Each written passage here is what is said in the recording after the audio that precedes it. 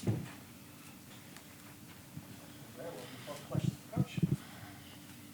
beneficial are these last few days at home just to kind of regroup after just the up and downs of that road trip? Yeah, it's good to be back.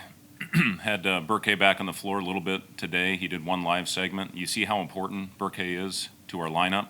And, listen, the highs and lows, the ups and downs, the peaks and valleys of this business, come back from 20 down and win a really good road game against a team that went into Ohio State and beat them by 21 points. That's a hell of a win.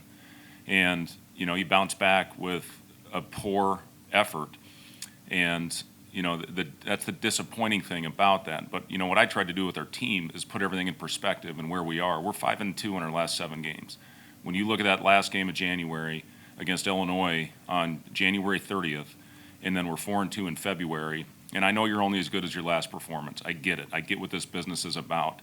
But we're out there without one of our best, most important players that does a lot of things to cover things up for us. He rebounds it. He guards multiple positions. He's always a pressure release on offense against a pressure team that we did not handle well. So I know the sky is falling in mentality that you have when you have a poor effort, but my job right now is to get them back right, because if you're reading everything, we're the worst team in the country right now. And after last 15 minutes, if you looked at that, we were the best team in the country. And that's the emotions, trying to keep them in check and getting them back to where we are even through whatever is going on with our team. If you listen to what was being said after Northwestern, oh man, these guys may not lose again. And then you listen to what's said after Penn State, these guys may never win another game. You have to stay even in this business. You can't look and listen and read everything. It'll drive you nuts in this business. So my job these last couple days was to let them know we are a damn good basketball team. And we are playing for something right now. There's a lot of teams in the country that are not playing for anything at this point, except for going out and being the role of the spoiler, which we've had those years early. And you got to embrace that, and you got to try to go out there and play as hard as you can. But we are playing for something right now. We are guaranteed 5 more games. We are guaranteed 200 minutes of basketball, about 3 hours and 20 minutes on the court. We have 19 days left in our season with those 5 games, hopefully beyond. And, with those 19 days, 3 of those are off days. We have basically 11 practices left. So there's a lot of good things right now with where we are. Again, I understand it with how disappointing that game was at Penn State. Not only Burke, but one of our more important guys that was 8 for 8 in that game has 2 fouls in 2 minutes. So there's a lot of things that happened in that game that contributed to the loss. Not taking care of the basketball early gets teams confident. We have to be better than that. But where we are right now, the reality of our situation is we are in a good position. And 3 of our last 4 are at home. What more could you ask for at this time of year? And you just got to go out there, bust your butt and do everything you can to put yourself in a position to have a chance to win. Now, that being said, we're playing, one of the best teams in the league, one of the best teams in the country that has found a way to win. They've won 9 games by 4 points or less. That's incredible what they've done in Dusty May's first year. They're coming off what I would think is a disappointing game for them. What happened to them last night, they've been doing that to other teams with their physicality, with their rebounding. And, that poses a challenge for us, obviously. Hopefully we'll have Burke back. I don't know if he is back, how many minutes he'll be able to play. We're going to have to shake the rust off and, get him out there and, hopefully give us some high-quality minutes. We're going to need him.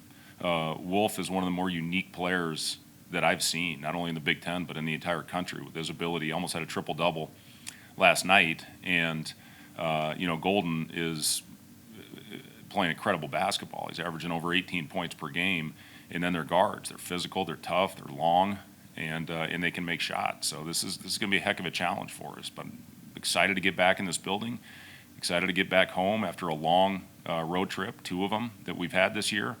But we're going to throw everything we got at them, and we get 5 more opportunities to hopefully put ourselves in a great position to continue playing basketball in March.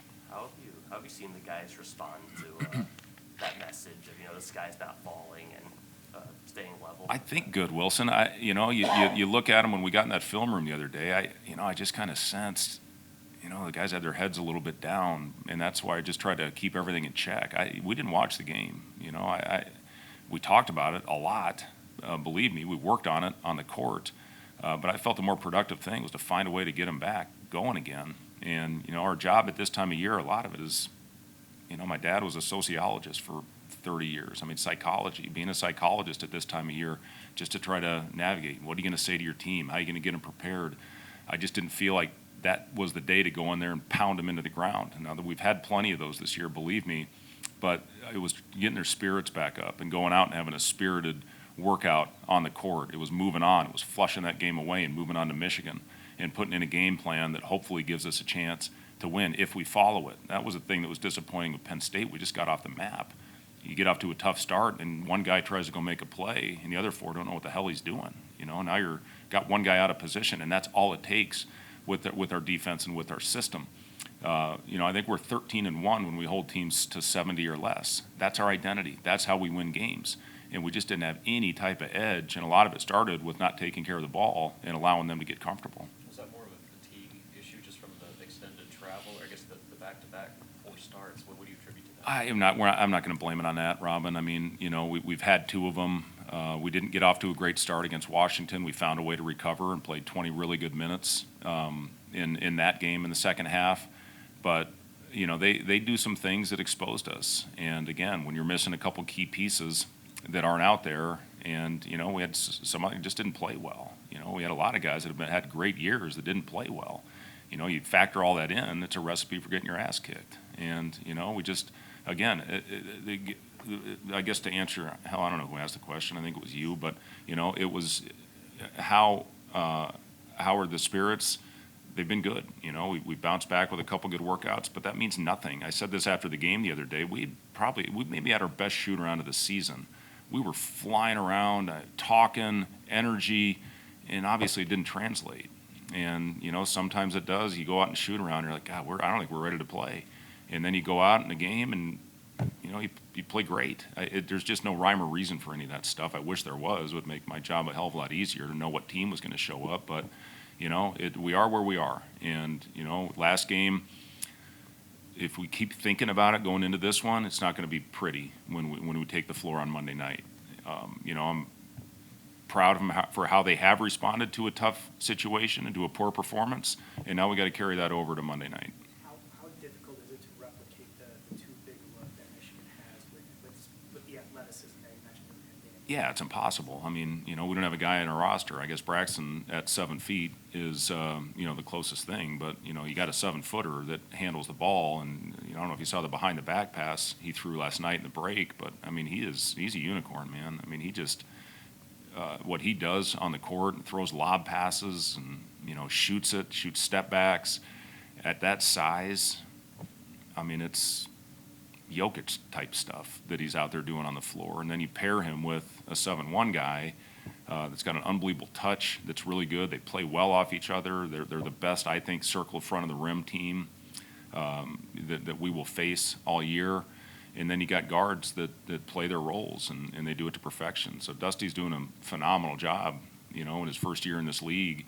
And again, they've executed beautifully, and that's why they've won a lot of close games. You referenced a couple NBA players, just comparing their lineup. Do you go back to maybe how you defended some of the unique NBA looks, just with how different their starting 5 is compared to maybe other teams? Yeah, I mean, I think you stick to your principles and how you're going to guard. But, yes, we're going to have to throw some different looks. I don't think you can throw one look at a player with that type of IQ, with a team with the type of IQ that they have. So, again, we've got different looks. We'll adjust. But, yeah, the coverages that we'll start at the beginning of the game, you're probably going to see different ones as the game goes on. How did Berke, when you left him back, how did he respond to all the treatment and everything he went to? Yeah, he responded. He responded well. It was a good decision to leave him back and not risk getting up in the altitude and his ankle swelling back up. He had some swelling after his workouts, which is to be expected. And gradually he's gotten better. So he did some individual work. He did an individual workout yesterday. Did not do anything live. Today he got back in, like I said, into one live drill and a short portion of it. Hopefully tomorrow, if he responds well, he'll be able to do a little bit more. And then again, we've still got 5 games and hopefully play beyond. So there's still some season left. If he's not ready, if there's a risk of him doing more damage, we're certainly not going to throw him out and put him in that position. But again, you see how important Burke is to our lineup. We give up 23 offensive rebounds at Northwestern, and then we had trouble finishing off possessions. And the few times Penn State did miss, they got some of those back. But Burke helps us all across the board, whether he's playing the 4 or the 5. He's as good as we got out there. So he covers things up for us, guys. And I think you saw how much we missed him in those last couple games. And you see it, listen, when teams are missing one of their best players and one of their key guys, things happen. I'm proud. We had to get a split. Going into that road trip, we had to get a split. We got it. I would have loved to have 2, especially after we got the Northwestern, but we didn't get it. But we had to get 1. We got it, and now we got to come back and hopefully play well at home. You mentioned after the game on Wednesday that you guys had to do some soul searching, you included, in terms of looking at potentially changes for the start of the game.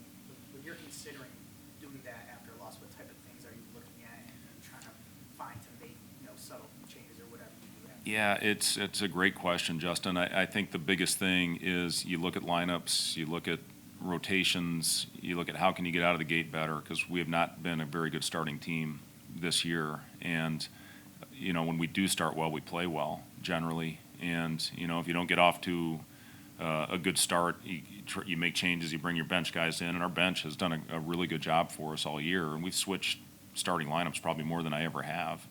And, we'll see how we want to start on Monday. We may switch some things up again just based on, some different things in lineups and matchups and that type of thing. But, listen, the key is there's no magic pill to get you to go out and play harder. It's a mindset. You got to go out and do it. You got to go out and execute it, both ends.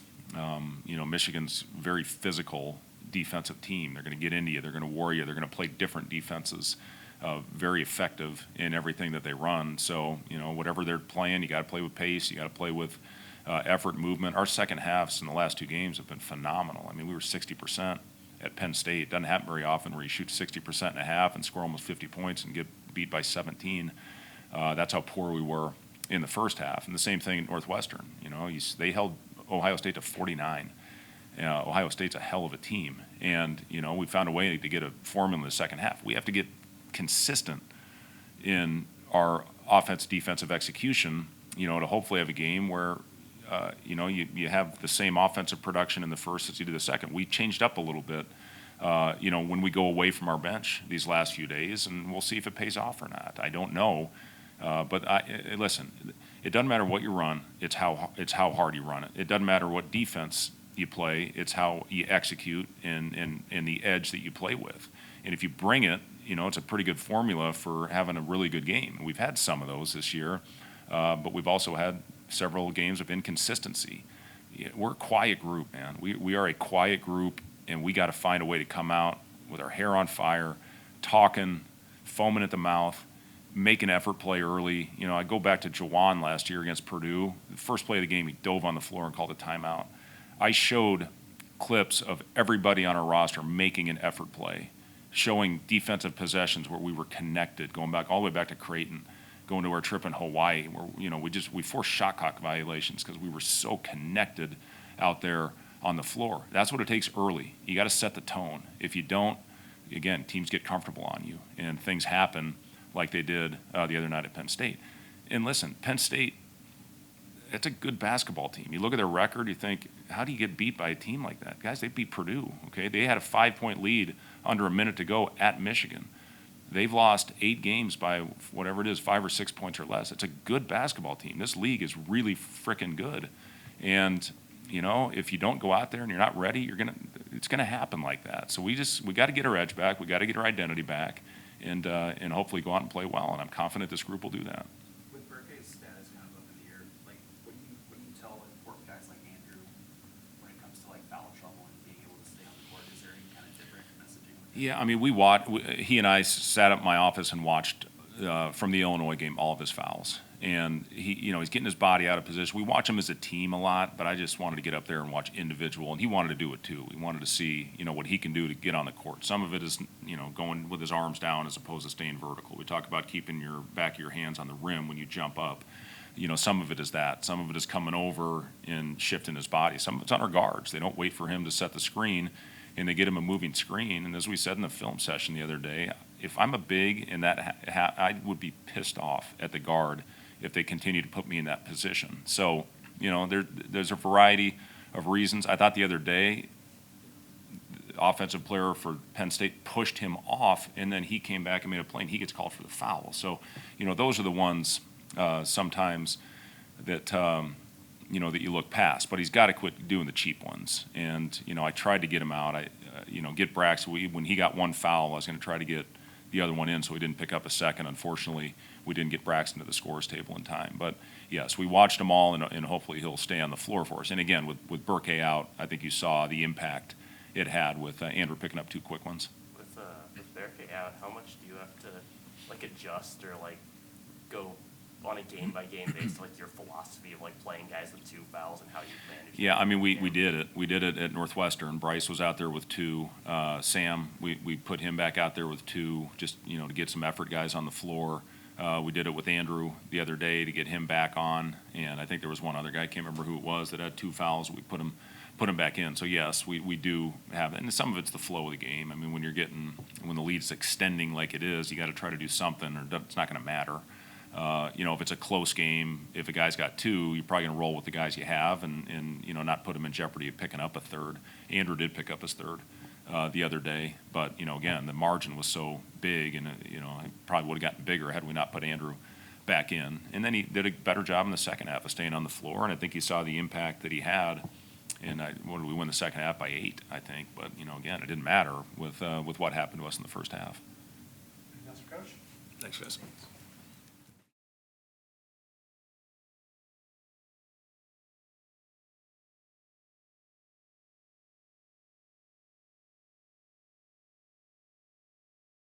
Sam, your dad was talking about the efforts the past couple days just to kind of keep guys' spirits up and not get bogged down in just the result of one game. I guess just what have these past couple days looked like for the players trying to stay level and aware that it's a full season, not to find their one game? I don't think it's too much different than what people would think. Everyone thinks the sky is falling when we lose a game. We've seen it before. I've been on this stage every single time after a bad loss, and I've had to talk about this every time. The sky is not falling when you're losing one game. We're going to be fine. We got 4 opportunities left, and we're just trying. They're trying to keep our spirits up. I think we're doing just fine with that. We just got to battle for these last few games and finish off the season right. It's 2 straight really rough starts. What are you seeing that are leading to those holes you digging yourselves in, and what needs to change for you guys to come out with more energy? Just mental mistakes from us, giving up rebounds, and then we're just not coming out with the energy we need right now. Obviously, having BK out hurt us in rebounding, and I think we kind of let that affect us too much. And we just got to get back to, throwing the first punch and going out there, giving ourselves a lead. Michigan's lineup is unique. Your dad called Wolf a unicorn. This brings so many different matchup problems. What's the key for you guys defensively to be able to just counter everything that unique that they throw at you?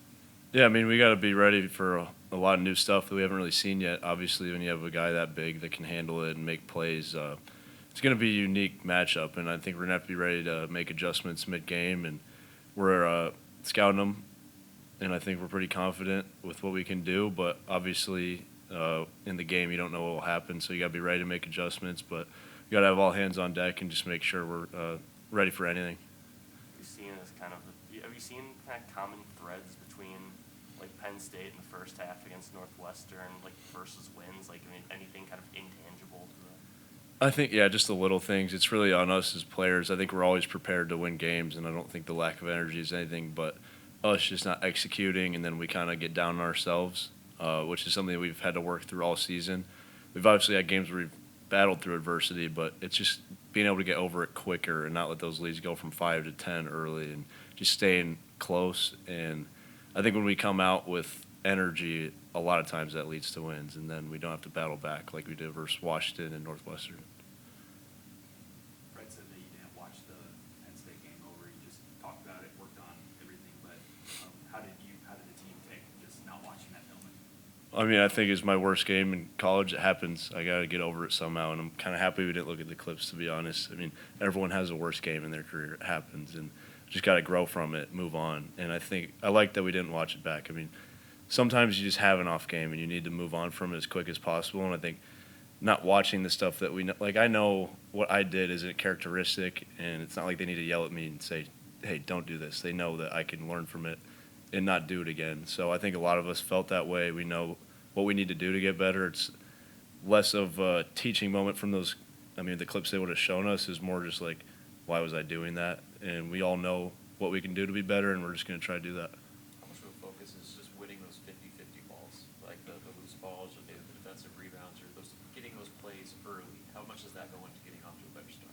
Yeah, we talk about it every single day and every single game. We got to win the 50-50 battle, and those are the plays that bring energy. I mean, one play I think of a lot with 50-50 balls was Jawan early in the Purdue game when they played here and we beat them.